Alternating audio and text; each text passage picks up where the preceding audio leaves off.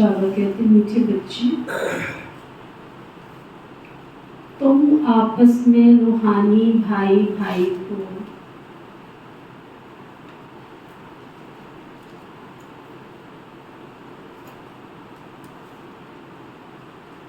तुम्हारा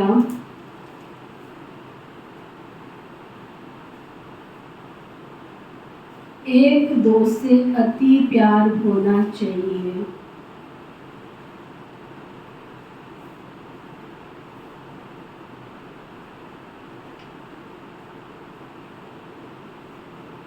तुम प्रेम से भरपूर गंगा बनो।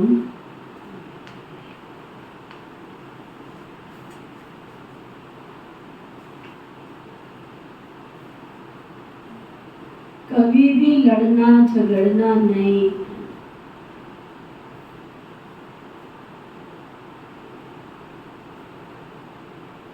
क्या समझा रहे हो आप? छोटे बच्चों को नहीं समझाते लड़ना नहीं झगड़ना? अभी बड़े नहीं हुआ,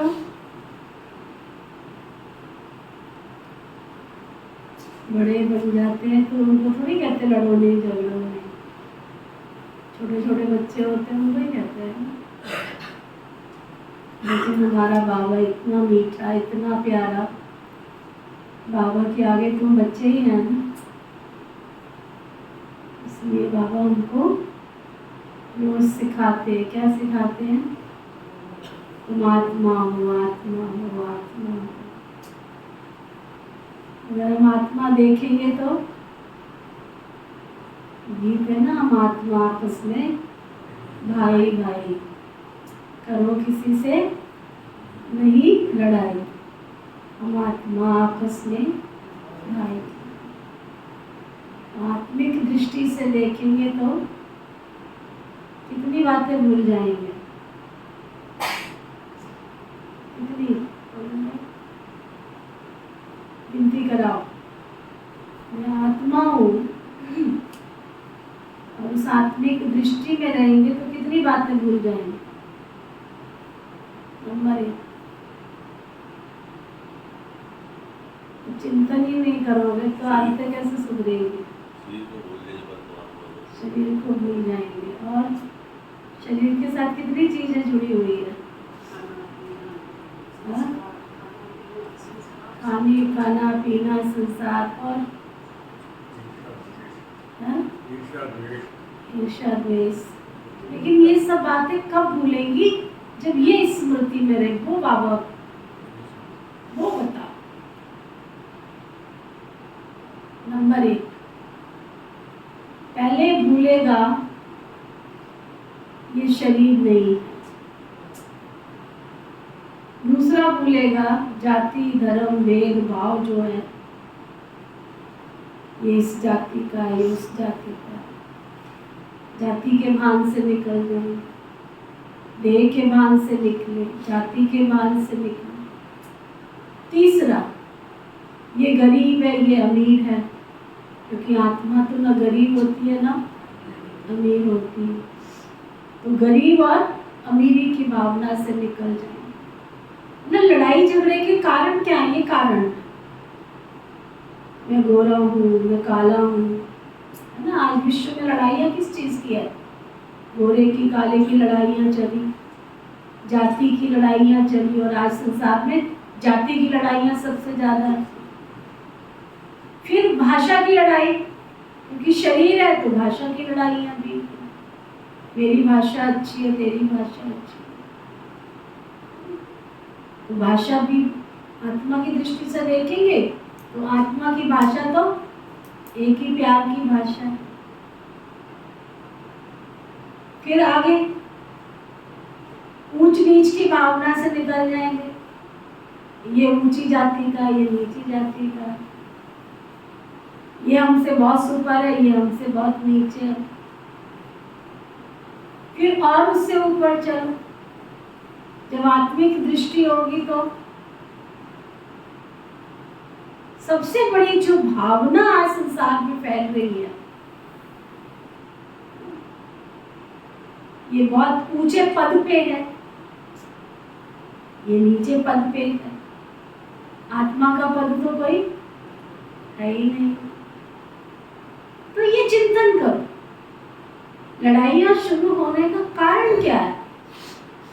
आपस में हमारी एक दूसरे की बनती क्यों नहीं है? क्योंकि हमारे अंदर कहीं ना कहीं ये चीज आ जाती है। बाबा के घर में एक सेवा केंद्र पर एक बहन हरिजन जाति की आई, मेरे सामने का किस्सा है। अब हरिजन जाति की आई है तो जाति उसके शरीर पे लगी हुई है क्या? बाबा ने तो आत्मा का पाठ पढ़ाया है कि तुम शरीर नहीं हो, तुम आत्मा हो।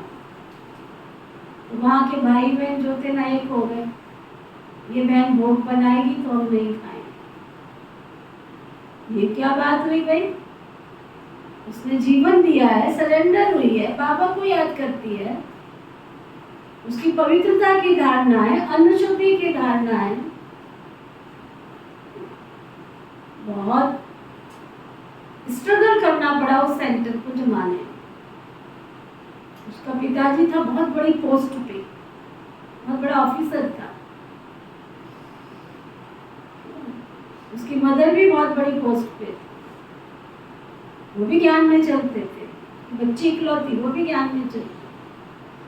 और आज मुझे बहुत खुशी होती है कि उसका आप सेंटर जाके देखो, इतना भव्य सेंटर बनाया हुआ है। पूरी भाई बहनों ने, सबने मिलके। कब? जब अंदर से ये भावना निकल गई कि जाति नहीं, हम सब कौन है आपस में? आत्मा। अगर कोई बाबा के घर में किसी भी जाति का व्यक्ति आता है, अगर उसकी पवित्रता की धारणा है, अन्न शुद्धि की धारणा है, नियमित वो क्लास करता है, कोई उसके अंदर निंदा चुगली पर चिंतन करने की आदत नहीं है, तो वो भोग बनाने का, भोग लगाने का अधिकारी क्यों नहीं है? पूरा अधिकार है उसको।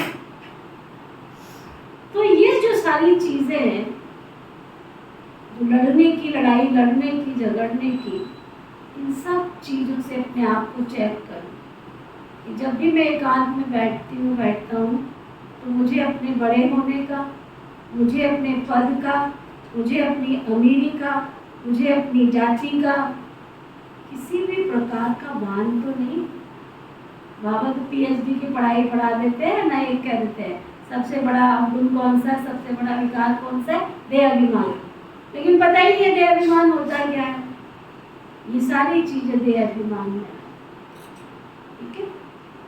फिर बाबा पूछ रहे, रूहानी बाप को कौन कौन से बच्चे बहुत बहुत प्यारे लगते हैं? रूहानी बाप को कौन कौन से बच्चे बहुत प्यारे लगते हैं? कौन से बच्चे?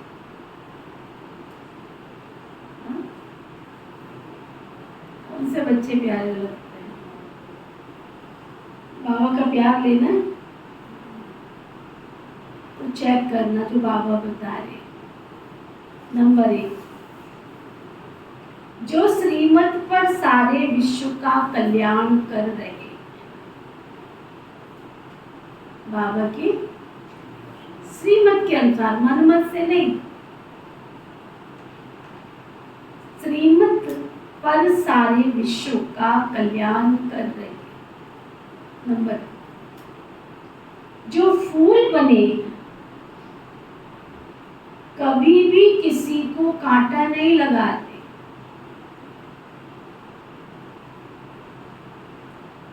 आपस में बहुत बहुत प्यार से रहते हैं, कभी रूठते नहीं। ऐसे बच्चे बाबा को बहुत बहुत प्यारे लगते। जो देह अभिमान में आकर आपस में लड़ते हैं, लून पानी होते हैं, वह बाप की इज्जत गवा देते हैं।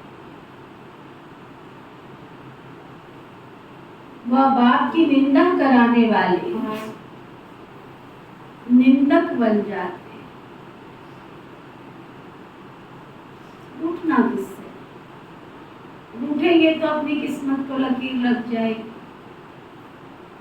बाबा तो सबको सुख और शांति का, सतयुग का वर्षा देने आए। तो नंबर 1, बाबा की श्रीमत के अनुसार विश्व कल्याणकारी बनते।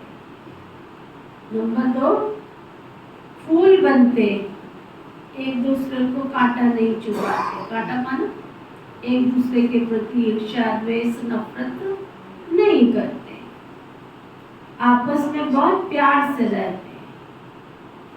फिर आगे, कभी अपने से, अपनों लोगों से रूठते नहीं। वो बाबा को बहुत बहुत प्यारे लगते। अब आप इस प्रश्न के उत्तर के ऊपर गहराई से विचार करें। आपको कुछ भी करना है, चाहे घर में कोई फंक्शन करना है, या घूमने जाना है, या कोई पार्टी में जाना है, या कहीं और जाना है, आप उस समय क्या सिलेक्शन करो? कौन से व्यक्तित्व को अपने साथ रखो? टीम होती है ना, ये चलो हम घूमने चलते हैं, किसको साथ रखोगे? सुनिए,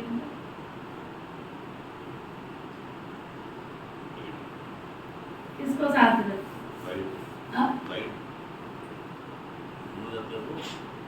घूमने जाते हो या कोई प्रोग्राम बनाते हो, ग्रुप होता है ना, अपना एक ग्रुप होता है ना।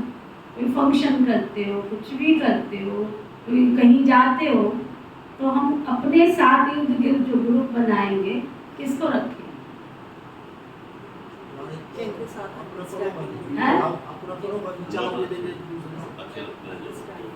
जिनके साथ मेरी विचारधाराएं मिलती। अगर एक भी ऐसा है तो क्या कहेंगे?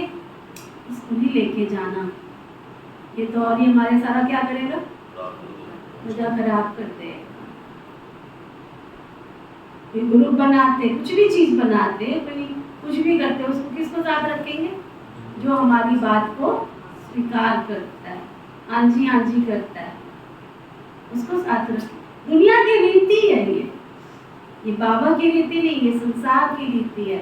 घर में, परिवार में कोई छोटा सा भी फंक्शन करोगे, है ना, फिर क्या शब्द आता है उसमें?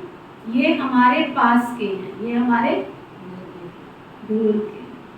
अब पास के तो आपके रिश्तेदार बहुत होते हैं, लेकिन उनको इनवाइट करते हो क्या? नहीं, ठीक है फंक्शन में आ जाएंगे, ठीक है।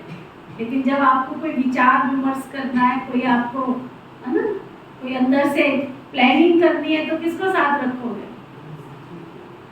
जिनके साथ मेरा स्वभाव, संस्कार, विचार, धाराएं जिनके साथ मिलती हैं। जब आप कोई कमेटी बनाते हो, तो उसमें भी क्या करते हो? कमेटी में भी क्या होता है?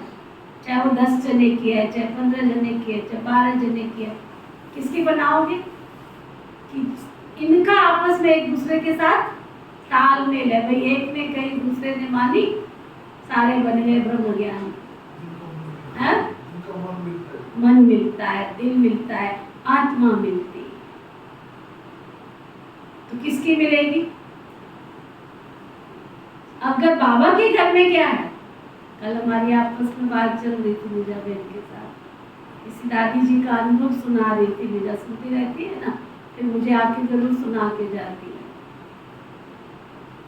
सुना रही थी, देखो बेहद की सेवाएं कैसे हुई विश्व के अंदर। सुना तो मैंने भी बहुत है, बहुत सुनती रहती, मैं भी सुनती रहती हूँ, लेकिन ये जब सुनाती है तो इसके सुनाने का जो तरीका होता है ना, वो लगता है कि इसके दिल के अंदर वो बात कही है, तो मेरे अंदर भी डालने की कोशिश करती है। तो सुना रही थी कि एक बार बाबा ने सेवा पे, जैसे शुरू में बहनों को भेजा, तो 2 बहनों को भेजा, तो 2 बहनों को किसी संत ने, कोई संत समागम होने वाला था, तो 2 बहनों को निमंत्रण दिया कि हमारे सत्संग में, हमारे प्रोग्राम में आओ। तो बहुत सारे लोग थे वहाँ पे संत, तो जब वो दोनों बहनें गई, उनको बहुत अच्छा स्थान दिया, मंच पर स्थान दिया। लेकिन पहले जो दादियाँ थी ना, उनके अंदर त्याग, तपस्या, सेवा उनकी झलकती थी अंदर से, देवत्व दिखाई पड़ता था, देवी दर्शन होता था। तो वो मंच पर बैठी हुई थी, तो लोगों को अट्रैक्ट कर रही थी अपनी तरफ कि ये कोई मतलब देवियां हैं जो इस धरा पर उतर के आई। लेकिन उनको बोलने का टाइम सबसे लास्ट में दिया गया। लोग जो बैठे थे कहते इन साधु संत महात्माओं को तो रोज सुनते रहते हैं, हमने तो इनका सुनना है, इनका। तो वो उस चक्कर में लास्ट तक बैठे रहते। एक दिन पहला दिन जब हुआ तो उस संत जी ने उनको लास्ट में टाइम दिया, सिर्फ थोड़ा सा टाइम दिया, है ना। लेकिन जब उन्होंने ज्ञान सुनाया तो इतनी चात्रक आत्माएं थी, उन्होंने आत्मा परमात्मा दोनों का अंतर बता दिया कि हम शरीर नहीं, हम आत्मा, जैसे कि बाबा ने हमें ज्ञान दिया, समझ दी। लोगों को बहुत अच्छा लगा जो भक्तजन बैठे। लेकिन उन महात्माओं को अच्छा नहीं लगा जो महात्मा ने बुलाया था। कहते ये क्या करेगा, ये तो हमारे को उलट पुलट, हमारे ज्ञान को उल्टा पुल्टा सुना रही है। अब इनविटेशन पे आए थे, मना नहीं कर सकते थे, और भक्तजन उनका बड़े प्यार से सुन रहे थे। अब क्या हुआ, दूसरा दिन हुआ, ये कह करके मना कर दिया गया कि टाइम बहुत हो गया है, अब हम कल सुनेंगे इनका। चलो जी, कल फिर शुरू हो गया, सुनाना शुरू किया। भक्तों ने, साधु संतों ने बोलना शुरू किया। फिर लास्ट में वही 5 मिनट दिए, फिर सुनाया उन्होंने। बहुत अच्छा लगा, अट्रैक्शन हो रही थी लोगों को। जब सुनाना शुरू किया तो वो तो कहते हैं तो हमारे ज्ञान के उलट पुलट सुना रही। उनको फिर से टाइम थोड़ा सा दिया, और फिर वो भक्तजन कहते हैं अब इनका सुनने के लिए तो यहाँ बैठते हैं और ये सुनाते नहीं, क्या चक्कर, टाइम नहीं देते। ये कह के मना कर दिया, टाइम हो गया। तीसरा दिन आया, 3 दिन के लिए आए थे, फिर वही प्रक्रिया चली। उन्होंने सुनाया, उनको टाइम नहीं दिया, सारे बड़े चात्रक होकर के बैठे। ये प्रैक्टिकल कहानियां सुना रहे आपका टाइम लेके, क्योंकि मुझे पता चल गया छुट्टियां है तो थोड़ा सा एक्स्ट्रा कुछ आपको समझ में आया, एक्स्ट्रा टाइम आप देते नहीं। तो फिर उनको टाइम पूरा हो गया, सत्संग पूरा हो गया, अब मना तो कर नहीं सकते तो तुम चले जाओ। 3 दिन ऐसे उन्होंने निकाल दिए।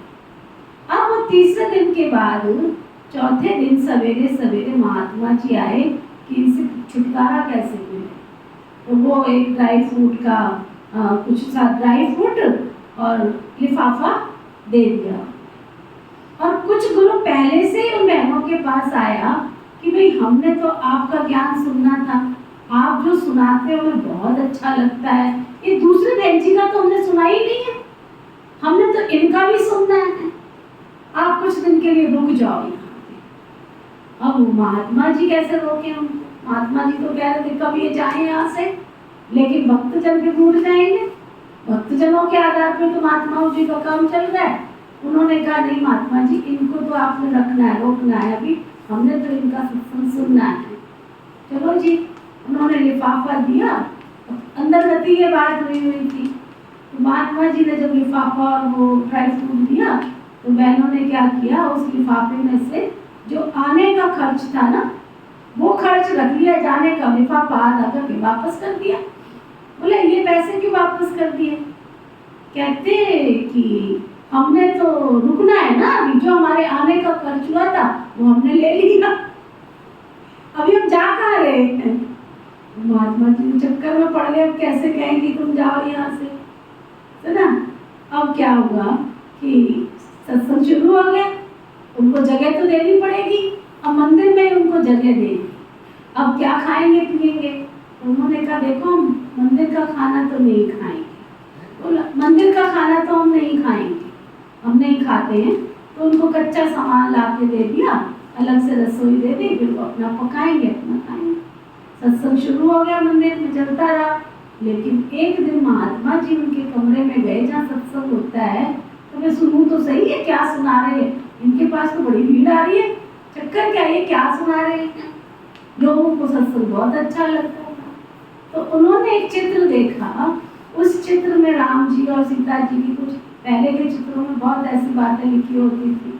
कहते हमारे मंदिर में रह के, मतलब ये सिद्ध करना होता था ना कि राम की सीता चोरी नहीं हुई थी, ये तो विकार है हमारे मनुष्य आत्माओं के अंदर आई। रावण 10 शीश वाला रावण, वो सबके अंदर ऐसी ठोस ज्ञान की बात है। परमात्मा सर्वव्यापी नहीं है, परमात्मा तो सर्वज्ञ है, ऐसे उन चित्रों में लिखा हुआ था। तो उसको बड़ा क्रोध आया महात्मा जी को, बोले हमारे मंदिर में रह के और हमारे विपरीत आप ज्ञान सुना रहे हो। सुना?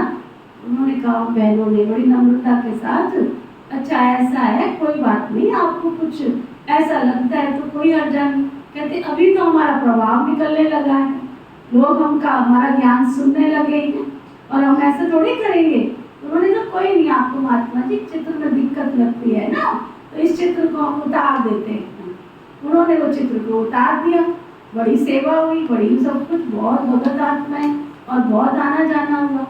तो कुछ दिन के बाद उन्होंने जगह दे दी, मंदिर में तो अब जगह नहीं रह सकती थी, तो उस थोड़ा सा किसी के घर में सत्संग शुरू हो गया और बहुत अच्छा सत्संग चलता रहा, है ना। उसके बाद वो बहनें जो है माउंट आबू गई, बड़ी खुश थी कि हमने तो सेवा करी है और हमने तो बाबा के बच्चे तैयार किए हैं। तो बाबा और मम्मा दोनों सामने बैठे हुए थे। बाबा ने कहा, मम्मा ये दोनों रेड बकरियां आ रही हैं, है ना। बाबा ने कहा, ये देखो दोनों रेड बकरियां आ गई हैं। वो तो मुंह देखते रह गए बाबा का कि हम तो सेवा करके आए हैं। और बाबा, उन्होंने चिट्ठी में पहले लिख दिया था कि हमने बाबा ऐसे किया, फिर महात्मा, बहुत सच्चा हिसाब किताब होता था। हमारी दादियों की इतनी यूनिटी होती थी ना कि जो कुछ आप तुरंत लिख करके बाबा को भेज देती थी। तो बाबा के पास समाचार तो था ही, तो बाबा ने कहा, देखो ये बच्ची तो रेड बकरियां आ रही। रेड बकरी समझा? डरपोक होती बकरी, जो डरपोक होती है, इसलिए तो वो रेड बोलते हैं उसको, भेड़ बकरियां जो होती है, रेड बकरी आ रही है। तो बड़ा ऐसे लगा कि बाबा ने ऐसे क्यों बोल दिया मम्मा के सामने। चलो, आज के भाई बहन होते तो फूल के बाहर चले जाते, एक तो हमने सेवा करी, ऊपर से ऐसे बोल दिया, है ना। उनको बड़ा आश्चर्य हुआ। तो बाबा क्या हुआ? बाबा ने कहा, तुम बड़ी अच्छी होशियार, सत्य ज्ञान शिव बाबा ने दिया और तुमने उन महात्माओं की बात में आकर के सत्य ज्ञान को हटा दिया। भगवान स्वर्ग स्थापन करने आया है, अगर हम सत्य ज्ञान नहीं देंगे तो लोगों से असत्यता से कैसे दूर भागे। इतनी ताकत है हमारे में कि हम लोगों के सामने सत्य बात सुना। जैसे ही सुनाना शुरू करते हैं, हम क्या करते हैं, छोड़ो छोड़ो। जैसे अभी हमारा पिछला प्रोग्राम हुआ था, कौन सा प्रोग्राम चला था, 3 दिन का जो चला था, तो अविनाश भाई आया था, वो अविनाश भाई के प्रोग्राम होता ना, वो माता जी आए, और तो बड़ा उस सर्वव्यापी की बात के लिए किया। उसको सारे के सारे जो सामने बैठते वो भी हलचल में आ जाते हैं, उनका बहाना करके उठ के चलते बनते हैं, है ना। उसमें से माता जी के साथ भी एक आया, तो मैंने कहा क्या हुआ भैया? कहते आपके पास बैठ कर के हम अपने धर्म के विपरीत बातें सुनेंगे क्या? उनका ऐसा तो कुछ बोला नहीं। कहते परमात्मा सर्वव्यापी नहीं है, परमात्मा तो सर्वज्ञ। तो मैंने इसमें गलत क्या कह दिया है? आप समझदार हो, कीचड़ में परमात्मा होता है क्या? इधर वाले के बाद कूड़ा करना पड़ा, उसको तब परमात्मा कहते हाँ होता है। मैंने कहा फिर आपको ओम शांति, राम राम, आप जाओ ना। लेकिन हमारी दादियों में कितनी ताकत होती थी, कितनी यूनिटी होती थी, ये हम सबकी बात चल रही थी। लेकिन आज के हमारे में वो त्याग है, हमारे में वो तपस्या है, हमारे में वो जो बाबा के प्रति स्नेह और प्यार है, हमारी आपस में एकता है। आकर के मजाक करते हैं, अगर किसी को कोई समझाने मिल जाए तो आके मजाक करते, फलाने का क्या हुआ, फलाने का क्या हुआ। तुम यहाँ डिसयूनिटी फैलाने का काम कर रहे हो या यूनिटी फैलाने का काम कर रहे हो? तुम्हारे अंदर नेगेटिव थॉट आ कैसे गया? मान लो किसी ने कोई बात की है, किसी के साथ कुछ हुई है, तो तुम शुभ भावनाओं का योग का दान करो ना। आत्मा के 63 जन्म के संस्कार है, कभी किसी के अंदर उदय हो गया तो उसको हमें योग बल की ताकत से खत्म करना है कि उसकी बातें फैला करके और वायुमंडल बनाना है। तो ये बात चल रही थी कि हमारी दादियों में कितनी एकता थी। सचमुच हमने दादियों की एकता को देखा है, अब इतना मैंने जो आपसे आधा घंटा लिया, किस लिए लिया? किस लिए लिया? रामानंद जी सुनाए कुछ किया आपको, फिर ध्यान में चले गए थे? किस लिए लिया? कथा सुनाई मैंने। हमारे अंदर भी एकता हो, हमारे अंदर भी त्याग हो, हमारे अंदर भी तपस्या हो, हमारे अंदर भी आपस में मधुरता हो, प्यार हो। बाबा की मुरली सुनने का फायदा तो ये है ना, हमने सुन लिया, कथा समाप्त होता है, फिर अपने अपने घर चले जावत है। ऐसा नहीं, एक एक चीज को अंदर लेकर के चलो बाबा के पास।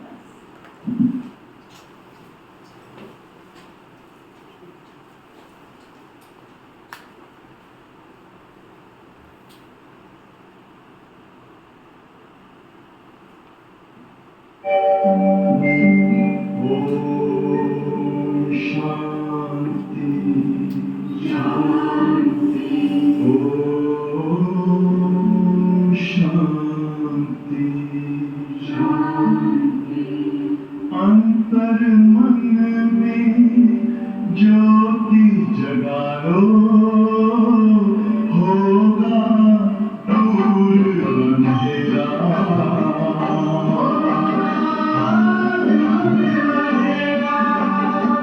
शिव का कर लो ध्यान, आ रहा पावन पुण्य सवेरा।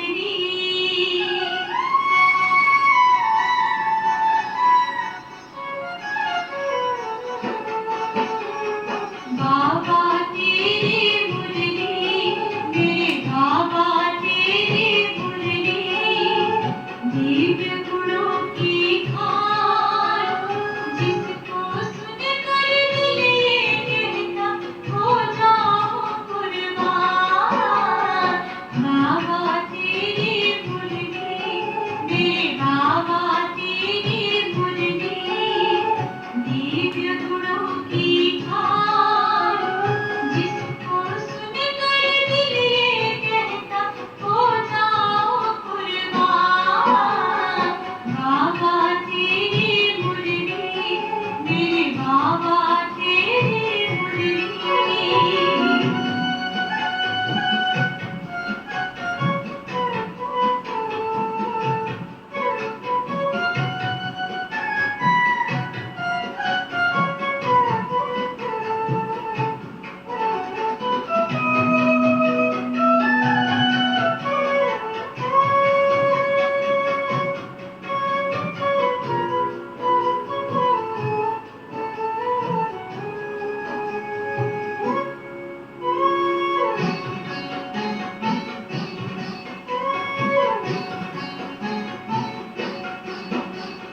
शीतलता का पाठ पढ़ाती, शांति रस से चित्र बनाती। शीतलता का पाठ पढ़ाती, शांति रस से चित्र बनाती। शीतलता का पाठ पढ़ाती, शांति रस से चित्र बनाती।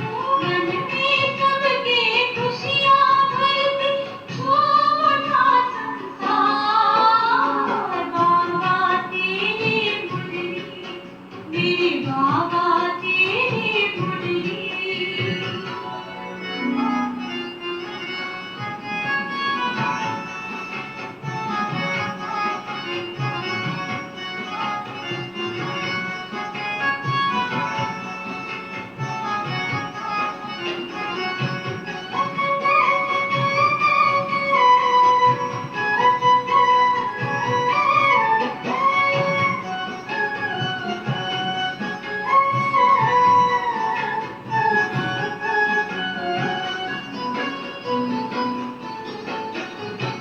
अति इंद्रिय सुख ये देती, प्रभु प्रेम में हमको उड़ाती।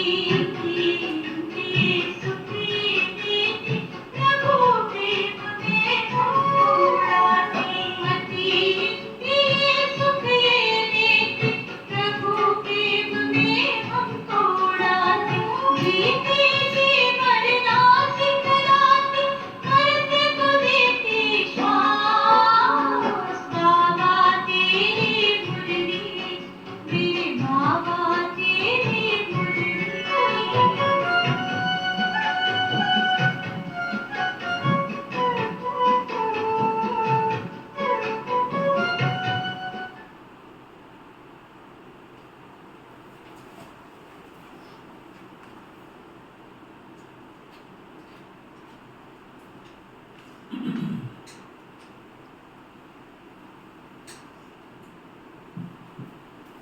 ओम शांति। जैसे रूहानी बच्चों को अब रूहानी बाप प्यारा लगता है, वैसे रूहानी बाप को रूहानी बच्चे भी प्यारे लगते हैं, क्योंकि श्रीमत पर सारे विश्व का कल्याण कर रहे हैं। कल्याणकारी तो सब प्यारे लगते हैं ना। तुम भी आपस में भाई भाई हो, तो तुम भी जरूर एक दो को प्यारे लगेंगे ना। बाहर वालों से इतना प्यार नहीं रहेगा जितना बाप के बच्चों का आपस में होगा। तुम्हारा भी आपस में बहुत बहुत प्यार होना चाहिए। अगर भाई भाई यहाँ ही लड़ते झगड़ते हैं या प्यार नहीं करते तो वो भाई नहीं ठहरे। तुम्हारा आपस में बहुत लव होना चाहिए। बाप का भी आत्माओं से लव है ना, तो आत्माओं का भी तो आपस में एक दूसरे से लव होना चाहिए। सतयुग में सब आत्माएं एक दो को प्यारी लगती है, क्योंकि शरीर का अभिमान टूट जाता है। तुम भाई भाई एक बाबा की याद से सारे विश्व का कल्याण करते हो, अपना भी कल्याण करते हो, तो भाइयों का भी कल्याण करना चाहिए। इसलिए बाप देही अभिमानी से देही अभिमानी बना रहे हैं।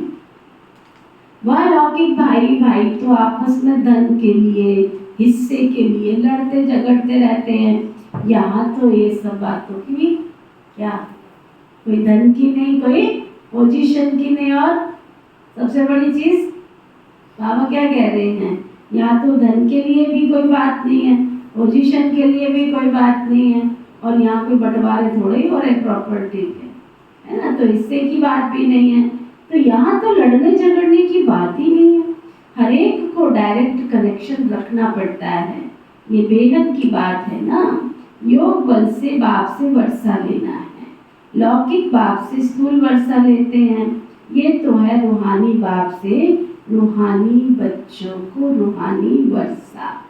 हर एक को डायरेक्ट बाबा से वर्षा लेना है। जितना जितना इंडिविजुअल बाबा को याद करेंगे उतना तुमको वर्षा मिलेगा।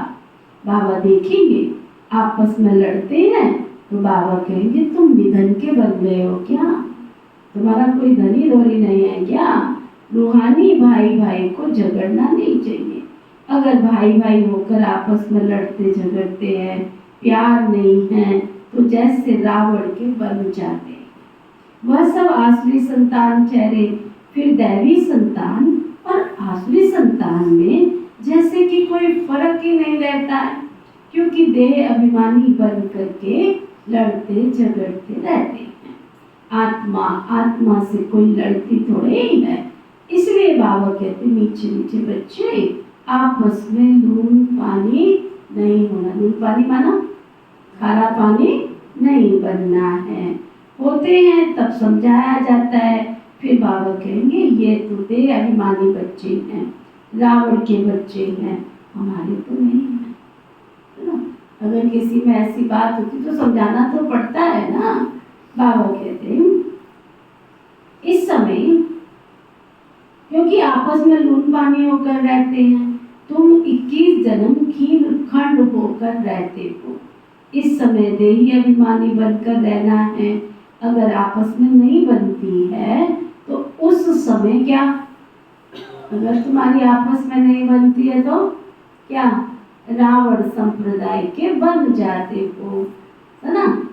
भल ईश्वरीय संतान कहते हैं, परंतु आसुरी गुण है तो जैसे देह अभिमानी बन जाते हैं। तो देही अभिमानी में तो ईश्वरीय गुण होते हैं। यहाँ तुम ईश्वरीय गुण धारण करेंगे तभी तो बाबा के साथ बाबा तुमको अपने साथ ले जाएंगे। फिर वही संस्कार साथ में जाएंगे। बाबा को मालूम पड़ता है कि बच्चे देह अभिमान में आकर के लून पानी होकर रहते हैं। वह ईश्वरीय बच्चे कहला ना सके। कितना अपने को कांटा डाल देते हैं, माया के वश हो जाते हैं। आपस में लून पानी नमक पानी मतभेद हो जाते हैं। यूं तो सारी दुनिया ही लून पानी है, लेकिन अगर ईश्वरीय संतान भी लून पानी हो तो बाकी दुनिया में और तुम्हारे में फर्क ही क्या है ना। इसलिए आधा घंटा जो आपको कहानी सुनाई यज्ञ की दादियों की, इतनी यूनिटी, एकता, एक ने कही दूसरे ने मानी। इतना झुक झुक झुक झुक सिखाती थी ना ऑलराउंडर दादी। इस ईश्वरी विश्वविद्यालय के 3 बातें पक्की कर ली ना, लड़ाई होएगी नहीं। झुक झुक झुक, मुझे ही झुकना है। लड़ाई कहाँ शुरू होती है, मैं क्यों झुकूं, जहां मैं आया मैं क्यों झुकूं, लड़ाई शुरू। मर मर मर, मैं क्यों मरूं, मैं ही मरने को रह गई। मैं ही मरने को इसलिए रह गई क्योंकि मुझे सतयुग में जाके उच्च पद प्राप्त करना है। दुनिया में क्या कहावत चली आई है, अपने मरे बिना स्वर्ग नहीं मिल। तो मैं मरूंगी तभी तो मुझे स्वर्ग मिलेगा, है ना। सीख सीख सीख, मुझे ही सीखना, मैं ही सीखने के लिए रह गई। बाकी ये 4 बंदे, अरे उनको सतयुग में उच्च पद नहीं लेना, मुझे लेना है तो मुझे ही सीखना पड़ेगा। तो वो बाबा सिखा रहे हैं। फिर ईश्वरीय संतान में फर्क क्या रहा, वह तो बाबा की निंदा कराते हैं। बाबा की निंदा कराने वाले, लून पानी होने वाले फिर ठौर नहीं पा सकते हैं। उनको नास्तिक भी कह सकते हैं। आस्तिक होने वाले बच्चे तो कभी लड़ते नहीं हैं, लड़ ही नहीं सकते। तुम्हें आपस में लड़ना नहीं है, प्रेम से रहना, यहाँ ही तो सीखना है ना। अरे सीखे हुए होते तो यहाँ आने की दरकार क्या थी। 63 जन्म से हमने क्या किया, रावण संप्रदाय बन के लड़ते झगड़ते ही तो रहे। अब बाबा के बच्चे बने हैं तो जो कमी होगी, ब्लॉटिंग पेपर है ना बाबा, तो हमारी कमियों को तो वो निकालेगा ना। ऐसी कमी वाले तो हम सतयुग में जा नहीं सकेंगे ना। तो कोई कारण होगा ना, बाबा बदली करेगा ना हमारे संस्कारों को।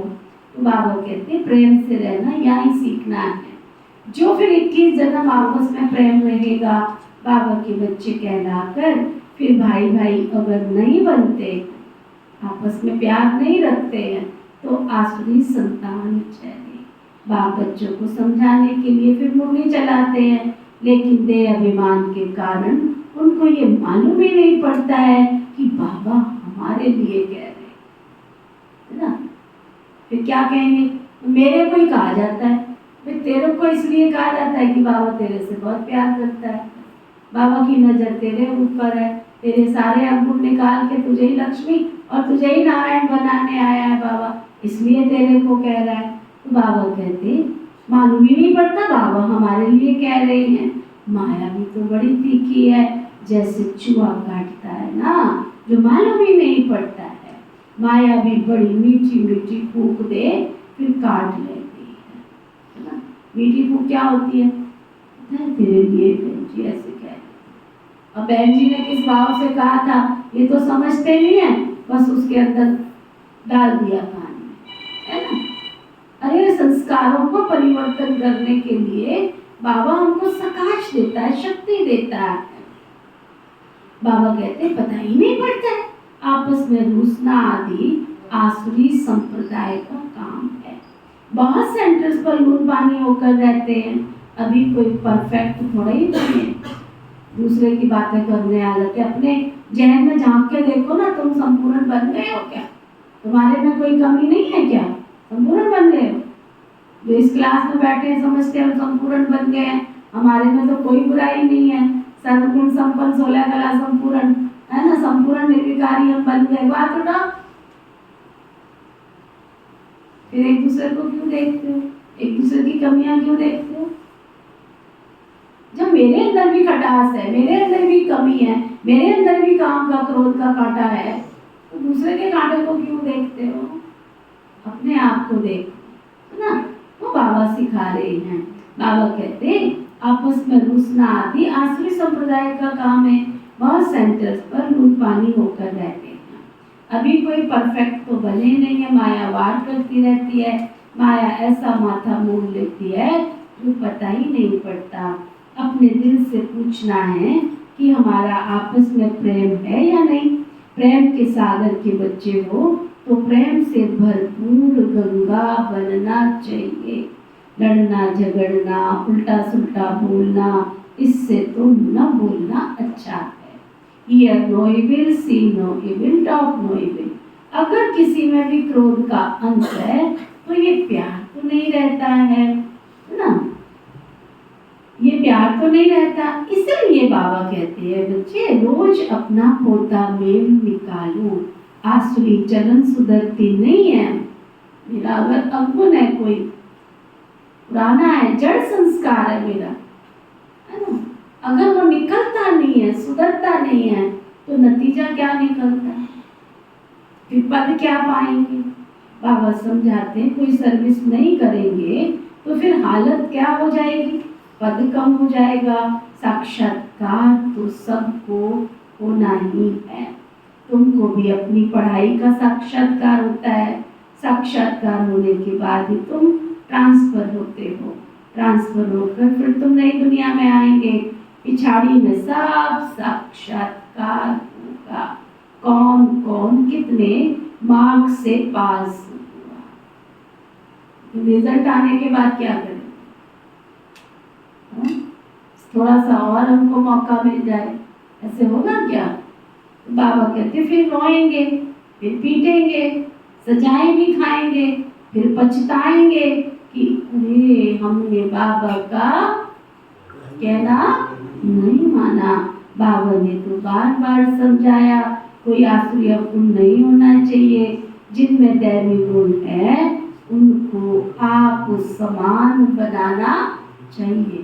हाँ, बाबा को याद करना तो बहुत सहज। अल्फ और वे, अल्फ माना बाप और वे माना बादशाह।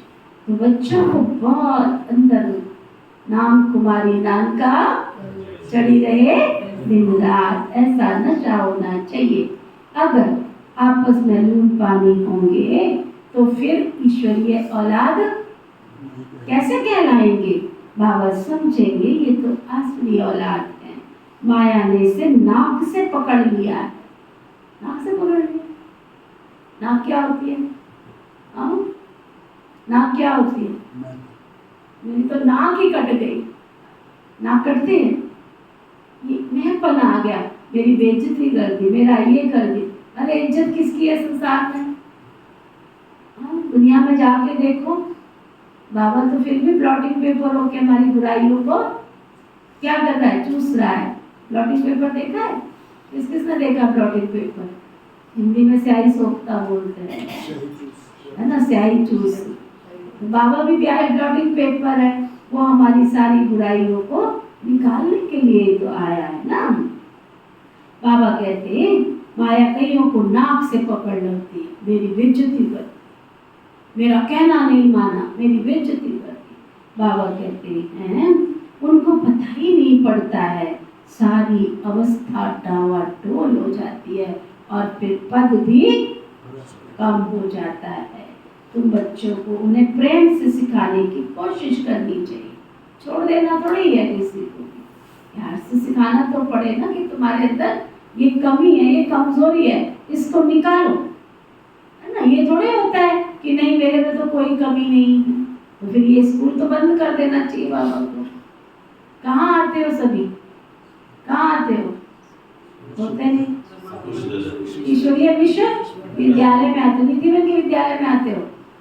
कौन कौन नीति बहन के विद्यालय में आते हैं? बेटा जो ईश्वरीय विश्वविद्यालय में आते बात बेटा, तो ईश्वर तो पढ़ाएगा ना, सिखाएगा ना, सीखे तो नहीं है ना। जिस दिन हम सब सीख जाएंगे, संपूर्ण बन जाएंगे, उस दिन ये यूनिवर्सिटी रहेगी क्या? सब सतयुग में चले जाएंगे, देवी देवता बन जाएंगे। बाबा कहते हैं प्रेम की दृष्टि रखनी चाहिए। बाबा प्रेम का सागर है, तो बच्चों को भी खींचते हैं, तो तुमको भी प्यार का सागर बनना है। बाबा बच्चों को बहुत प्यार से समझाते हैं, बहुत अच्छी मत देते हैं। ईश्वरीय मत मिलने से तुम फूल बन जाते हो। क्या बनने आ रहे हो तुम? यहाँ कांटे? फूल बनने आ रहे हो ना। अच्छा, एक बात और, अगर आप में से कभी किसी को कांटा चुभा है?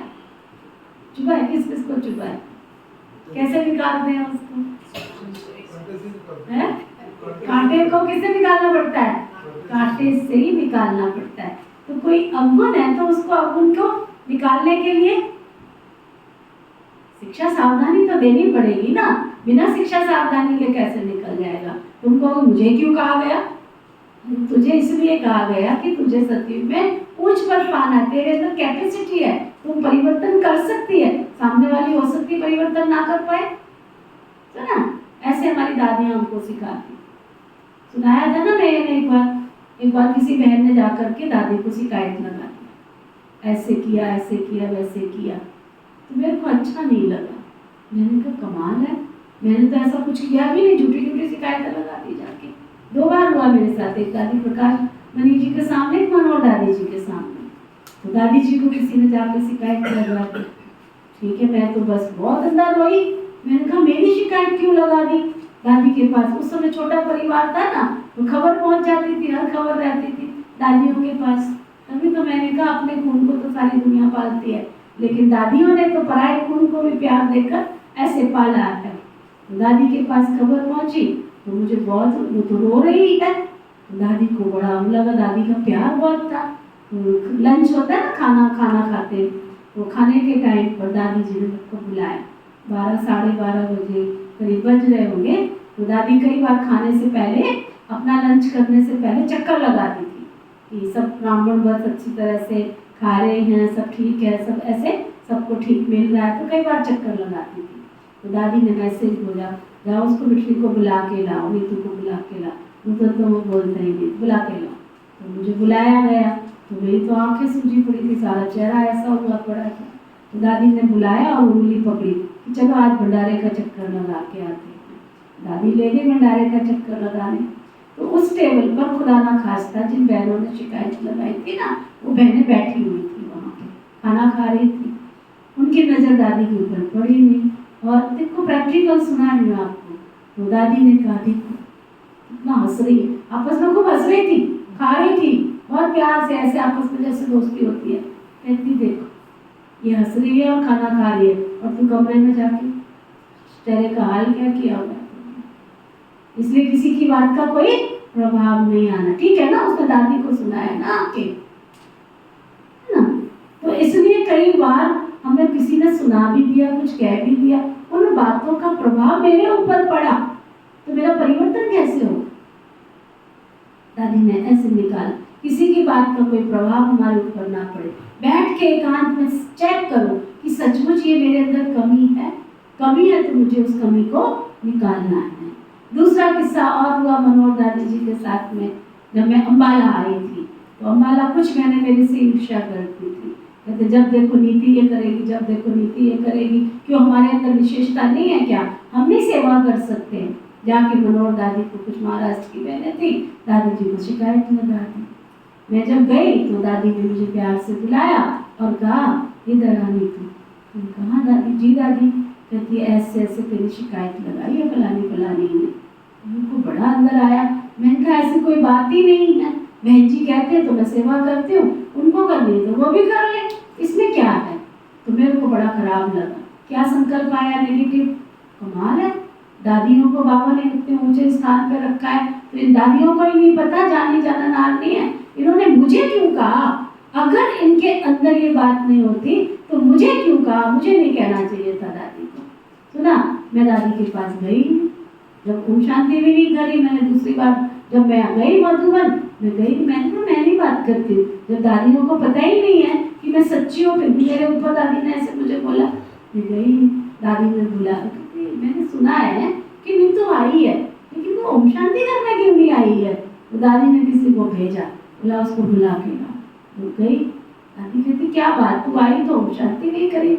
मैंने कहा दादी नहीं ऐसे कोई, कहते हैं ऐसे किसी की बात देख कर नहीं लगाते। ये 2 बातें मेरे साथ में, तब से जीवन में पक्का संकल्प कर लिया, दुनिया ने जो किसको कहना कहते रहो, लेकिन अपने बाबा की याद में, अपनी मस्ती में रहो और चेक करो मेरे अंदर कोई अवगुण है, कोई कमी है, तो उस कमी को मुझे निकालना। ना ये तो मैं खुशकिस्मत हूँ। फिर तीसरी बार जब दादी जी के साथ हम नीचे शांतिवन में दादी प्रकाश मुनि जी के साथ में लेन देन कर रहे थे, उनको बहुत सुंदर सब कुछ सजा रहे थे, कर रहे थे, तो मनोहर दादी भी वहाँ पर थी, तो कृष्णा दीदी भी वहीं पर थे।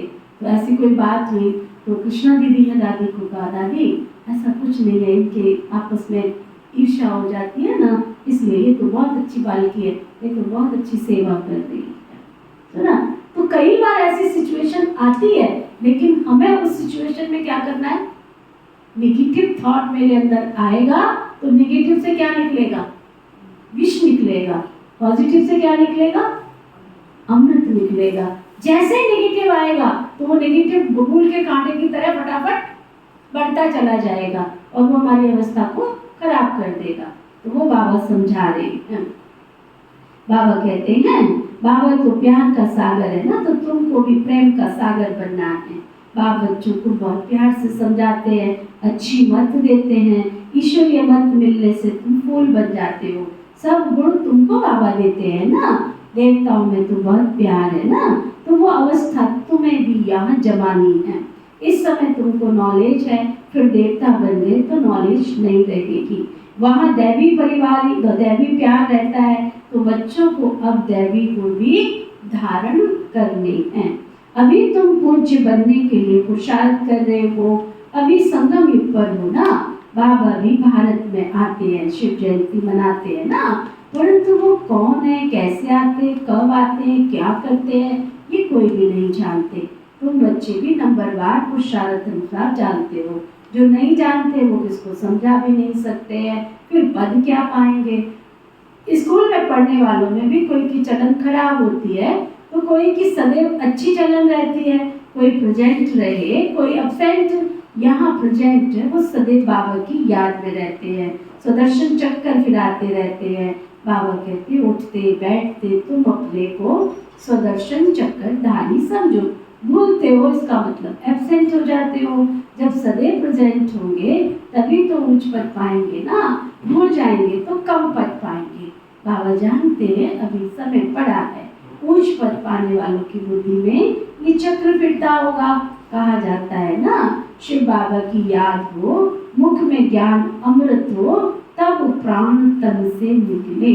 अगर कोई चीज से प्रीत होगी, अगर कोई चीज से तुम्हारी प्रीत होगी तो अंत काल में फिर वही याद आएगी, है ना। खाने का लोभ होगा तो ज्ञान चंद भैया बड़े सुस्त होके मुर्गे सुन रहे थे, रात को नींद नहीं आई थी क्या? बाबा कहते खाने का लोभ होगा तो मरने के समय भी क्या होगा? और जिस चीज की आसक्ति होगी वही चीज याद आएगी। एक है ना माता थी, बहुत उसकी पक्की धारणा थी, बहुत पक्की धारणा। कभी उसने जब से बाबा की बच्ची बनी बाजार का नहीं खाया, किसी अशुद्ध आत्मा का हाथ का नहीं खाया, किसी विकारी आत्मा का नहीं खाया। हॉस्पिटल में एडमिट थी, है ना, तो अपने बच्चे को बुला के कहती है कि ऐसा है मुझे पानी पूरी खाने का मन कर रहा है ना।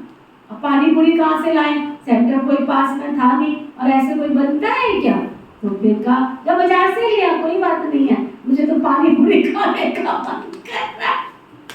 उसका बेटा सोचे इसकी इतनी जीवन की धारणा है, मैं ऐसे धारणा कैसे तोड़ दूं इसकी? लेकिन बेचारा कहेंगे ये तो अंत घड़ी में बैठी हुई है, इसकी कोई आसक्ति रह गई और मर गई तो फिर सब लोग कहेंगे उसकी आसक्ति पूरी नहीं करी। सुना, तो वो पानी पूरी लेकर के आ गया। जैसे वो बाबा के लिए याद में खाती थी तो उसको संकल्प, देखो कौन सी चीज कहाँ में शक्ति रहती है। कभी उसने जीवन में बाबा को भोग लगाए बिना नहीं खाया था, तो जैसे उसके सामने पानी पूरी आई तो उसको संकल्प आया बाबा तो इसको खाएगा ही नहीं, क्योंकि ये अशुद्ध है, विकारियों का हाथ का बना है। ये आत्मा तेरे को क्या हो गया? सुना, फट से उसकी जीवन की तपस्या ने क्या किया, और ले जाओ इस पानी पूरी को, मैंने नहीं खाना।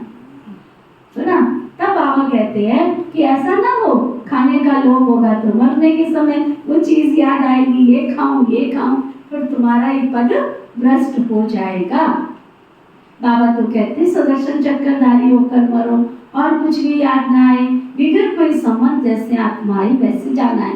लोभ भी कोई कम नहीं है, लोभ है तो पिछाड़ी समय वही याद आता रहेगा, नहीं मिला तो आश में मर जाएंगे। इसलिए तुम बच्चों में लोभ आदि भी नहीं होना चाहिए। बाबा तो समझाते बहुत हैं, परंतु समझने वाले भी कोई समझे ना। बाबा की याद को एकदम सीने से लगा दो, बाबा ओ बाबा।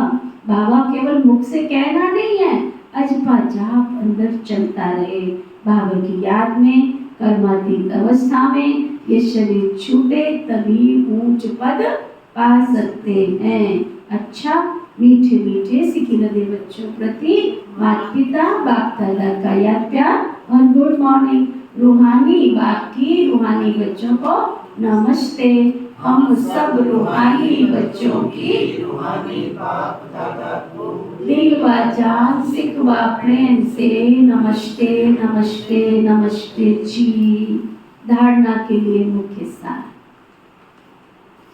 प्रेम से भरपूर गंगा बनना है। प्रेम से भरपूर गंगा बनना है, सबके प्रति प्रेम की दृष्टि रखनी है। कभी भी मुख से उल्टे बोल नहीं निकले, बस ये अटेंशन रखना। कि गाली देके बात करते हैं ना, तो बाबा कहते हैं ऐसे आप शब्द मुंह से शोभा नहीं देते। किसी भी चीज में लोभ नहीं रखना। किसी की कपड़ों में होती है लोभ वृत्ति, जोड़ते जाएंगे, ड्रेस से जितनी पड़ी है जोड़ते जाएंगे। तो किसी भी चीज में लोभ नहीं रखना है, सुदर्शन चक्रधारी होकर रहना, अभ्यास करना है कि अंत समय कोई भी चीज याद ना आए। उनको मरने के बाद आपका सारा सब कुछ क्या करेंगे? आपके रिश्तेदार खोल खोल के रखेंगे, देखेंगे, फिर क्या करेंगे? क्या करते दुनिया में? क्या करते हैं? उसका जोड़े हुए को क्या करते हैं? फिर आपस में लड़ाई भी होती है, ये चीज मैंने लेनी है, ये चीज मैंने लेनी है ना। सोना चांदी तो हम चुपके से रख लेते हैं, बांटने की नौबत ही नहीं आती। दुनिया में क्या होता है? जूते चप्पल ये वो सब इतना निकलता है, तो कमाल है, इतना सारा बताओ इस बंदे के पास इतने जोड़ी कपड़े, इतने सारे चप्पल। जब वो मरी थी ना, अपनी मंत्री कौन थी, जयललिता, कितने जूते चप्पल निकले उसके घर में, बात मत पूछो। जूते चप्पलों का ढेर ही निकला है ना, टीवी पे दिखा रहे थे, तो मैं पता नहीं कहाँ थे यार। कपड़े कितने बेशुमार, कपड़े कितने, जूते चप्पल। मुझे है ना ये सब बातें वो अंदर जाती है मेरे। मैं जब मरूँ ना, संसार से जाऊँ ना, तो मेरे सिर्फ 2 ही कपड़े कुर्ते ही निकलने चाहिए, ज़्यादा नहीं निकलने। हमारी निजा के पास देखो, एक भी कपड़ा एक्स्ट्रा नहीं रखती, एक भी कपड़ा। यदि जब जरूरत होगी तो बाबा दे देगा ना, जरूरत क्या है अपनी अटैचिंग में रखने का, सब स्टॉक में रख देते।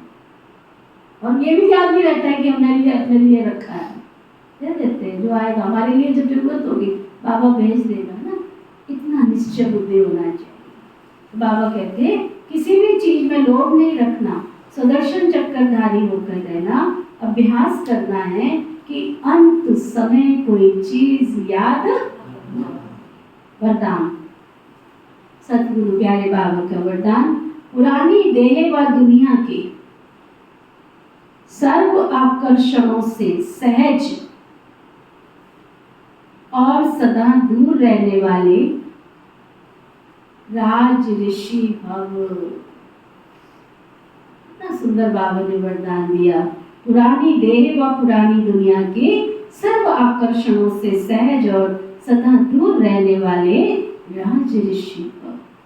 हम संसार में रह रहे हैं, परंतु हमारा जीवन कैसे हो, ऋषियों की तरह। तो आज आपके सामने अगर ये शब्द मैं कह रही हूँ, ऋषियों की तरह रहो, आपके अंदर अप्लाई होगा कि सचमुच हमारी दोनों दीदियों को ना खाने की आसक्ति है, ना पहनने की आसक्ति है। दोगे नंबर की नहीं दोगे?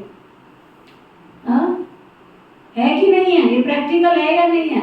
जो कहते हैं प्रैक्टिकल है वो हाथ उठाओ। तो मुझे कहने में भी खुशी है ना कि राज ऋषि की तरह रहना, सब कुछ सेवा के लिए हो, बाबा के बच्चों के लिए हो, है ना, सबको सुख मिले, मेरे जीवन के द्वारा सबको सुख मिले। क्या करेंगे हम रब की सब चीजों का? पेट को जो जरूरत है उतना नहीं था, धीरे धीरे धीरे धीरे धीरे धीरे बाबा ऐसी सिचुएशन बनाता है, अपने आप ही सब कुछ होता है। अंदर संकल्प होगा तो बाबा भी मदद करेगा, है ना। और कहाँ ऐसी थी मैं कि बस बात मत पूछो। कपड़े के लिए तो मैं फेमस थी, खाना खाने के लिए तो मैं फेमस थी कि ऐसा वैसा नहीं खा सकते हो, ना ना ना, उसके लिए तो ये उठा के रखो। कपड़े की बात है, नहीं नहीं उसके लिए तो ये उठा के रखो। कृष्णा दीदी तो हमेशा यही करते रहे, कोई फर्क नहीं। आए अकेले थे, जाना अकेले, संसार में रह रहे, बिल्कुल ट्रस्ट होकर के रहो। जाए तो संसार से बिल्कुल हंसते हंसते मुस्कुराते चले जाए। राज ऋषि अर्थात एक तरफ सर्व प्राप्ति के अधिकार का नशा और दूसरी तरफ बेहद के वैराग्य का अलौकिक नशा। वर्तमान समय इन दोनों अभ्यास को बढ़ाते चले। वैराग्य माना किनारा नहीं, सर्व प्राप्ति होते हुए भी हद की आकर्षण मन बुद्धि को आकर्षण में नहीं लावे, संकल्प मात्र भी अधीनता ना हो।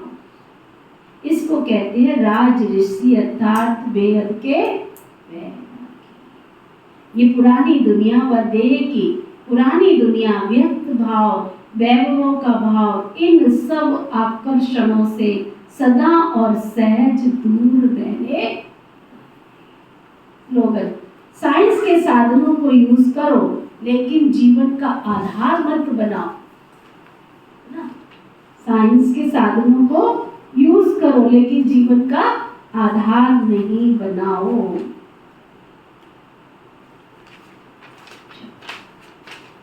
मातेश्वरी जी के मधुर महावाक्य। देखो, मनुष्य कहते हैं कौरवों और पांडवों की आपस में कुरुक्षेत्र में लड़ाई लगी, फिर दिखलाते हैं पांडवों का साथी डायरेक्शन देने वाला श्री कृष्ण था। तो जिस तरफ स्वयं, अंडरलाइन करना, ध्यान से सुनना, ये नहीं सुनना ये तो मुरली का पाठ नहीं है। मम्मा की मुरली हमारे जीवन को बनाने वाली है, निश्चय बुद्धि बनाने वाली है। तो जिस तरफ स्वयं प्रकृति पति है, तो उसकी विजय तो जरूर होगी ना। देखो सभी बातें मिला दी हैं।